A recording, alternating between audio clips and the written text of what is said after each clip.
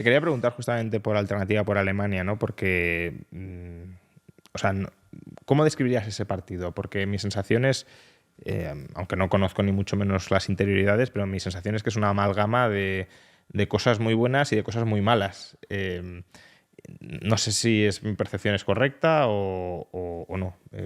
No, yo conozco el partido desde muchos años y conozco a algunas personas antes de que se fundase el partido porque estaban y están en círculos austríacos, ¿no? Es decir, o son hayekianos y cerca de la escuela austríaca.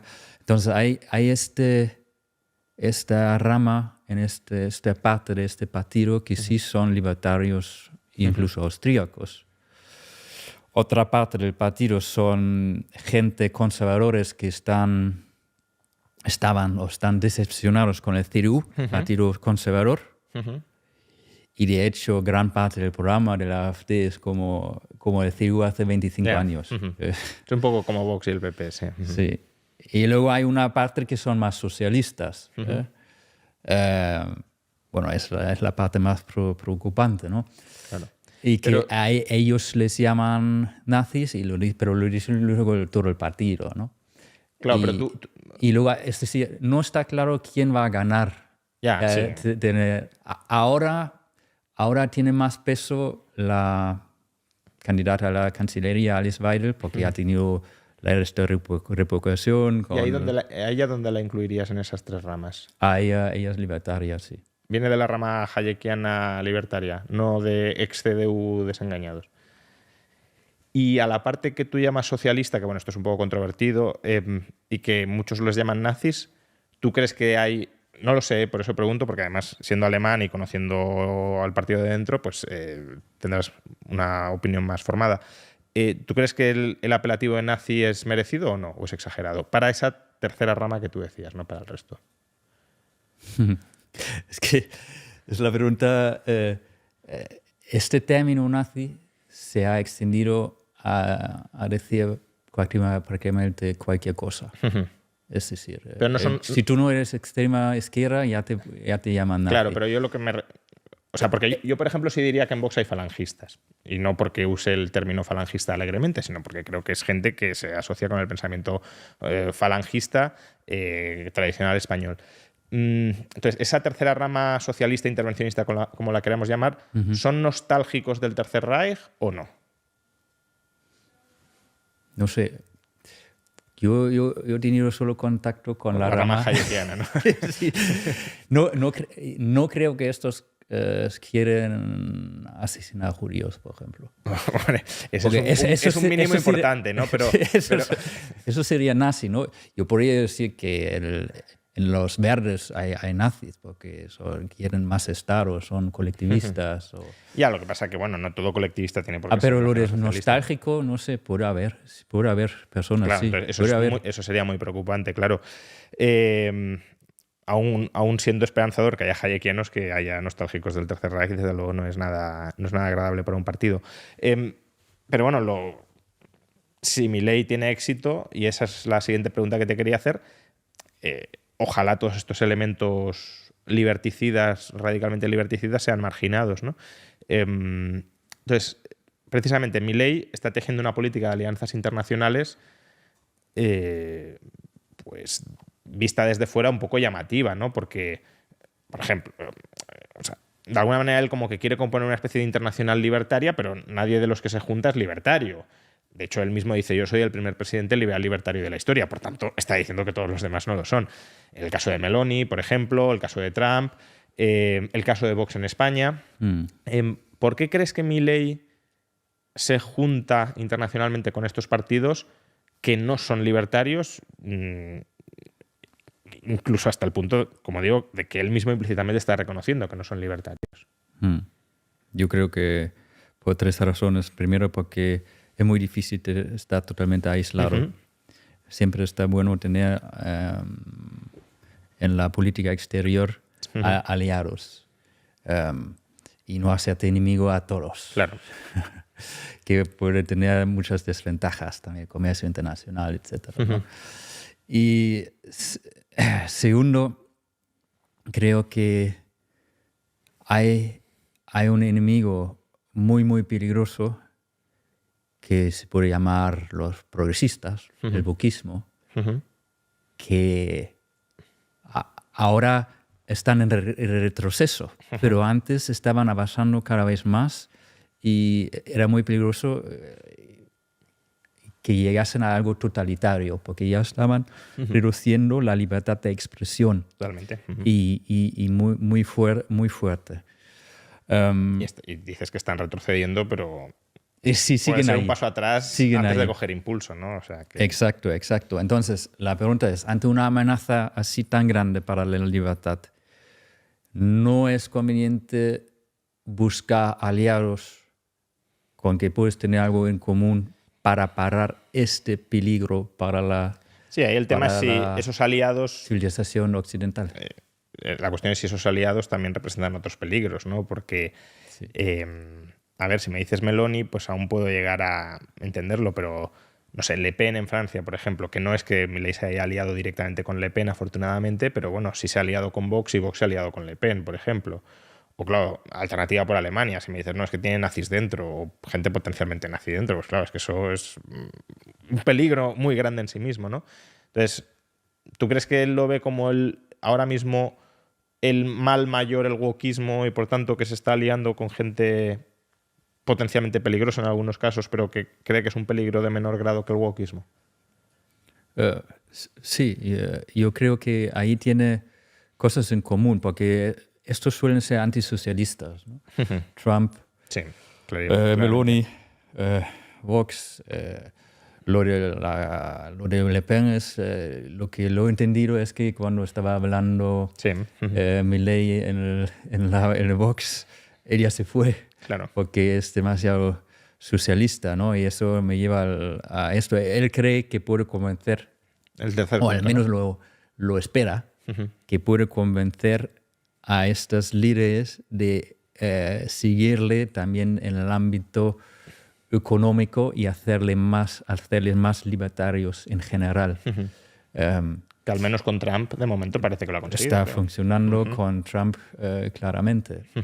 Y creo que va a seguir funcionando simplemente porque Milei tiene tanto éxito, fama y es tan popular que, pues, si los políticos al final son oportunistas, Sí, claro. se van a mover en esta dirección.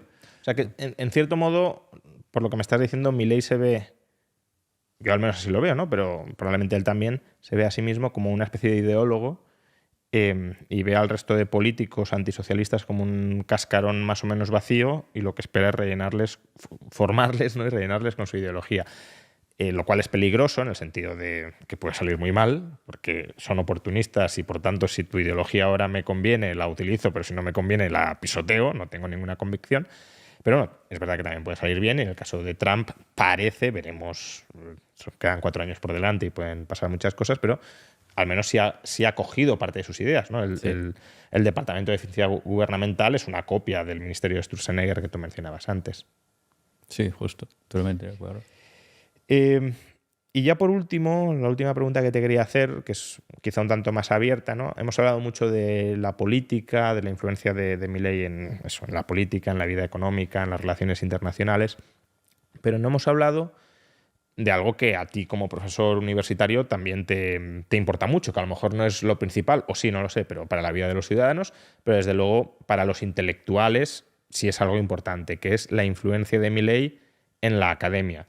Digamos que la escuela austríaca en la academia lleva, pues, como poco 50 años, probablemente más, pero como poco 50 años muy arrinconada, cada vez más, cada vez menos profesores universitarios quieren saber algo de la escuela austríaca, muchos ni siquiera la conocen ni han oído hablar de ella. Y claro, quieras o no, si se toma lo de Argentina como un experimento o un experimento cuasi natural de, oye, aplicamos esta doctrina inspirada en la escuela austríaca y tiene resultados positivos, eso ha de tener un cierto impacto en el debate de las ideas. Vale que a la escuela austríaca la falsación y demás no le gusta mucho, pero al menos reflexionar sobre un hecho histórico y tratar de extraer ciertas conclusiones sí que puede ser relevante. Por ejemplo, en el caso del ajuste, ajuste de esa magnitud que no haya generado recesión persistente y que esté dando buenos frutos, pues yo creo que a muchos keynesianos o caen en disonancia cognitiva total e intentan justificarlo desesperadamente como sea, o les tiene que hacer reflexionar, ¿no? Entonces, ¿tú cómo ves o cuál crees que puede ser a medio o largo plazo el impacto de Milei en el mundo de las ideas, pero de las ideas no la cultura popular, sino en la academia? Yo diría que no hace 50, que no está marginado más que nunca. Yo diría que hace 50 años o 55, antes de la South Royalton Conference en Estados Unidos, estaba Mises prácticamente solo. Ahora creo que también en España hay cada vez más. Sí, yo decía 50 años porque en el 74 le dan el Nobel a Hayek y eso de alguna manera le vuelve a dar relevancia a la escuela austríaca, ¿no? Y con la crisis financiera también ha tenido mucha gente interesada. Y ahora hay más gente interesada, obviamente, porque no se puede ningunear el éxito. Y aunque la escuela austríaca no cree en la falsación de las ideas, otra gente sí. Entonces esta gente se da cuenta de que, pues, oye, eso es algo interesante y lo investigan y tienen interés. Y yo lo noto también que tengo más invitaciones de hablar en Alemania también en universidades que antes no estaban interesados, ahora están interesados en Milei y sus ideas y qué es la escuela austríaca.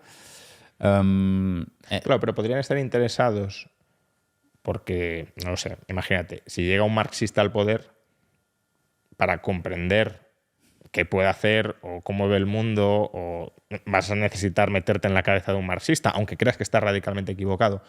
A ti cuando te invitan a estas conferencias internacionales, en Alemania, por ejemplo, y te piden que expongas las ideas de Milei, ¿es porque quieren comprender qué hay en la cabeza de Milei, aunque no lo compartan, o porque dicen, oye, esto igual está empezando a funcionar y me tengo que empapar de estas ideas? Ya, no me puedo meter en sus sí, pero cabezas. ¿tú qué crees? Tampoco. ¿Tú qué notas? Quiero decir, te miran como un bicho raro que, bueno, voy a contarnos tú esta ciencia particular que tiene Milei, ¿en qué consiste? O edúcanos, porque al final también hay una cierta labor de educación. Yo he estudiado toda la vida en una determinada corriente y no sé nada de la escuela austríaca. Pues tú que has estudiado desde pequeño en esta corriente y por tanto la conoces muy bien, cuéntanos en qué consiste y oye, a lo mejor no está tan equivocada como pensábamos. Hay de unos y otros. Yo creo que algunos sí están interesados. Y hay unos también que están... hay que distinguir entre también los economistas profesionales y los no profesionales. Claro, yo preguntaba sobre todo por los profesionales, porque entre los no profesionales, que es un poco casi la guerra cultural, no tengo duda de que Milei ya ha tenido un impacto. En Argentina es brutal, clarísimamente.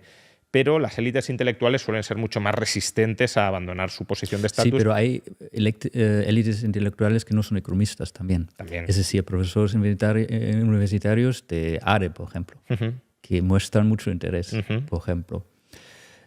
Pero tú lo ves menos entre los economistas profesionales. Claro, ya tienen mucho capital invertido humano, invertido en sus creencias. Es más difícil de cambiar. Milei lo hizo, ¿no? Lo cuenta que lo hizo, que tiene muchísimo mérito, pero es muy, muy difícil, que ya tiene tu carrera profesional depende de un paradigma y entonces te presentan otro paradigma. A lo mejor en este caso es más por interés saber cómo piensa el otro, pero... Sí, ahí hay muchos factores, ¿no? Está que al final uno crece identificándose con unas ideas, entonces, claro, cuando renunciar a esas ideas es en parte renunciar a lo que él es, ¿no? Es decir, si yo soy economista austríaco, renunciar a la escuela austríaca es renunciar a mí mismo y convertirme en otra persona en parte. Si yo soy economista neoclásico con esta formación, renunciar a estas ideas es renunciar a lo que soy o a lo que he sido. Y luego también está el tema del estatus o la posición dentro de la academia. Claro, esto el profesor Bastos lo dice muchas veces, que es aplicable a todo el mundo, no solo, pero bueno, como estamos debatiendo sobre esto, que al final si tú has aprendido mucho sobre algo y vives de eso, si te presentan algo que aunque no sea totalmente distinto, porque hay cosas que pueden ser compartidas o comunes, pero en lo que ya no eres experto, pues te conviertes otra vez en aprendiz. Y claro, una persona de 50 años que tenga un estatus experto en un tema, que diga, no, yo ahora tengo que volver a los 18 años y a empezar casi desde cero, pues eso, hay una resistencia lógica de cualquier persona a hacerlo, no solo de los neoclásicos, también los austríacos, si se veían en eso, sufrirían lo mismo, ¿no? Entonces, sí. ¿Tú no estás empezando a ver de momento un cambio dentro de la academia económica hacia posiciones austríacas? Eso ahí hay resistencia todavía. Hay mucha inercia, ¿no? Hay mucha inercia. Todo el sistema de acreditaciones de las revistas está basado en el paradigma neoclásico. Pero también a lo mejor hay que distinguir dentro de la economía también hay diferentes opciones. Por ejemplo, me consta que los ordoliberales en Alemania que existen todavía, ¿no? Que tienen interés en Milley y lo quieren invitar para que dé una keynote.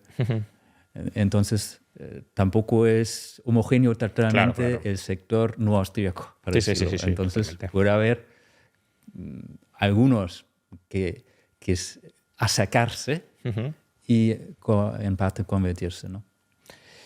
Pues muchísimas gracias, Felip, por esta entrevista haciendo un repaso sobre el primer año de gobierno de Javier Milei y sobre las implicaciones que ya ha tenido y que puede seguir teniendo en el futuro. Esperemos que sean positivas y que nos lleguen también a España y al resto de Europa, porque buena falta hacen las ideas de la libertad y la aplicación de esas ideas de la libertad. Ha sido un placer y bueno, nos citamos en otra ocasión ya para hablar, si quieres, de reserva fraccionaria, coeficiente de caja 100%, tu libro sobre antirrayo, etcétera, y conversar sobre todo ello. Muchas gracias, Juan. Ha sido un placer y perdóname por tirarte la lengua. No, está bien. Pues eso, dedicamos un programa exprofeso sobre ello. Muchas gracias, Felip. Muy bien, muchas gracias, Juan.